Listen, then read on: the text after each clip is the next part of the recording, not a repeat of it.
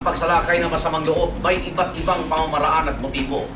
Sa kaso naman ng minor de edad na itatago natin sa pangalang Nika, ilang hakbang na lang sana papasok sa kanilang bahay nang biglang atakihin ng isang lalaking nakamotorsiklo. Isa sa pinakahuling biktima ng kawatang nakamotorsiklo ay ang 16 anyos na itatago natin sa pangalang Nika. Araw ng Biyernes, bandang alas 9 ng gabi, masaya naglalakad pa uwi si Nika at ang kanyang kasintahan. Bitbit nila ang mga pagkaing pinamili sa isang grocery. Naglalakad kami. Malapit na po dito sa corner namin, yung sa may... Dito po talaga sa corner lot na to na Guerrero. Diyan lang po sa gilid ng bahay namin. Tapos, nauna lang po ako konti sa kanya kasi papasok na rin po noon. Kaya po, parang pinabayaan niya na lang ako na mauna. Pero usually po, siya naman po talaga yung sa danger zone, yung tinatawag. Pero mga igan, masang mabuti ang pagdaan ng motorsiklong ito na nakasunod sa likuran ni Nika. Parang wala rin po sa akin noon, hindi po ako natatakot sa ganon.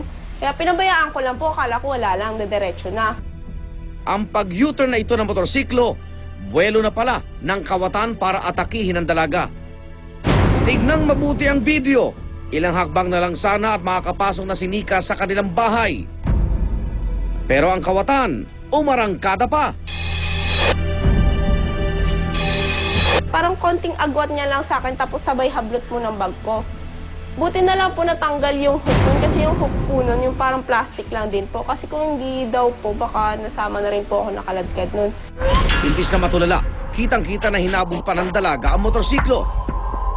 Ako po yung mismo nagabo. Hindi ko na po kasi talaga alam kung anong ginawa ko. Basta po, hindi ko nga rin po alam na initsya ko na po pala yung daladala ko. Tapos... yun, tapos bigla ko na lang po siyang hinabol. Tapos sabi ko, yung bag ko. Humabol din ang kanyang kasintahan para pigilan siya sa pagsunod sa kawatan. Ang mga nawala sa akin yung iPhone ko po, yung kwintas ko, yung... Tapos yung halaga na nandun po is 40 pesos na lang po talaga. Ang masaklap, hindi niya nakilalang suspect dahil ito ay nakasombrero at nakayuko. Na nakikita ko lang po sa TV yung mga nakaw-nakaw na yun, tapos hablot-hablot na yun, tapos sa akin din pala mangyayari din yun. Kung nangyari sa akin, pwede rin po mangyari sa iba. Ngayon, sasabihin ko sa iyo, walang takot na yung mga harap-harapan. Miski maraming tao, kaya nilang gumalaw. Habulin mo sila, hindi mo agad sila mahahabol. Ayon sa pulisya, hindi raw dapat habulin ng suspect sa mga ganoong pagkakataon. The best thing to do, identifying marks, informations that could describe that incident at early reporting sa ating police.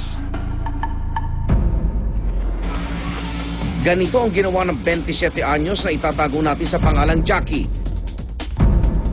Makikita natin sa video kung paanong naglakad na lang siya palayo matapos hold upin ng isang lalaki.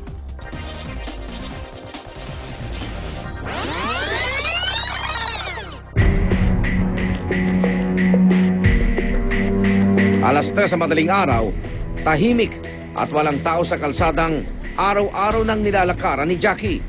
Walang malay ang dalaga sa panganib na nakaamba sa kanya. Nung unang lingon ko, wala pang tao sa likod ko. Nung pangalawang lingon ko, meron ng lalaki na tumatakbo, papalapit sa akin. Nagulat na lang ako, nasa tabi ko na siya. Tapos bigla niya akong tinutukan ng kutsilyo. Parang feeling ko baguhang hold-upper siya kasi nauutal siya magsalita. Makikita sa video kung paanong nagulat ang dalaga sa paglapit ng hold-upper at kung paano siya tinutukan ng kutsilyo. Natakot ako kasi nakita ko yung kutsilyo. Pero parang nung time na yon, yung parang hindi ko na maisip na mabubuhay pa ako kasi talagang gusto niya akong sasakin. Pero sa kabila ng kuha ng CCTV, hindi pa rin nauhuli ang suspect. Siguro kung may nakabantay po sa CCTV, makikita po na gano'n yung nangyayari sa akin. Agad-agad, momotorin nila papunta doon, mahaharang nila yung lalaki. Kaya lang po wala po kasing gano'ng nangyari. Oo, kasi wala pa kaming taong mi-maintain ng CCTV. Kaya namin naisipan i-project ang CCTV. In case na magkaroon mga insidenteng ganyan, kahit pa paano, meron kaming magiging batayan, makilala man lang, para madali ma-aresto kung kilala namin yung tao.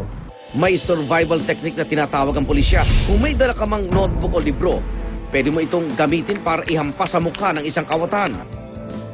Kung minsan maging ang bitbit na payong, pwede rin makatulong para protektahan ang sarili. Isa ring pamamaraan ng pag-agaw ng pansin sa kawatan kapag sila ay tinuhod sa kanilang ari. Kahit po you feel you are an expert martial artist, kung hindi ka rin nakakasiguro, you are outnumbered, you are overpowered, may baril sila, huwag na po kayo mag-gamble. So, do not fight a criminal.